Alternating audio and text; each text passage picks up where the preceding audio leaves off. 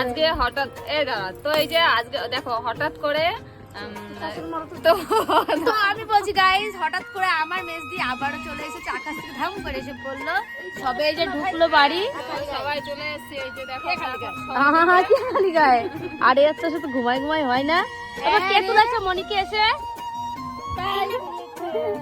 আমি তো ঘুমাই, আমার কাজগুলো ভগবান এসে করে দিয়ে যায়। আরো এসে ক্যাডবেরি খাওয়া শুরু করে দিয়েছে। ওইটা আমার এবার শেষ। যেটা তুই পারবি সেটাও পারবে। মাকেও একটু দিল না। তো চলে আসলাম, আমি তুতলে যাচ্ছি কারণ অনেক দূর জার্নি করে বিশাল কষ্ট হয়ে যাচ্ছে। আজকে ট্রেনে প্রচুর ভিড় ছিল আর একা এসেছি আর ভারী ব্যাগ ছিল, তো ভীষণ কষ্ট হয়ে গেছে। ওই জন্য কথা বলতেও আমার এখন কষ্ট হয়ে যাচ্ছে। তো চলো পরে দেখ তুই কথা বলছিস তো সামনে পতনটা ধরেছি কেমন বল। বদমাইশি করে।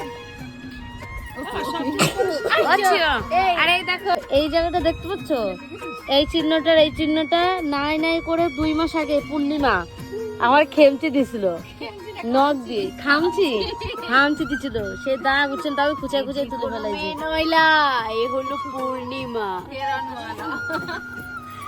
তুমি ব্লগ বানাবা আমার ডায়লগ প্লিজ, মানে আমার ডায়লগ ব্লগার হবা। তুই বল প্লিজ বল না একবার। না না এটা তো ভাইরাল হবা, পুলিশ হবা, আর আমি বলি তুমি ব্লগার হবা, তুমি চ্যাম্পিয়ন হবা, তুমি কি হবা? ওদের লিভার ঘষার কথা আর বলবো না। এরা দেখো সারাদিন মারামারি করে, শুধু সারাদিন মারামারি করে।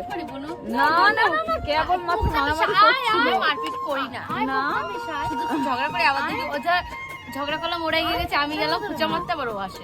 বাহ বাবা তাই। না বাহ বুকটা না না না বুকটা মিশা না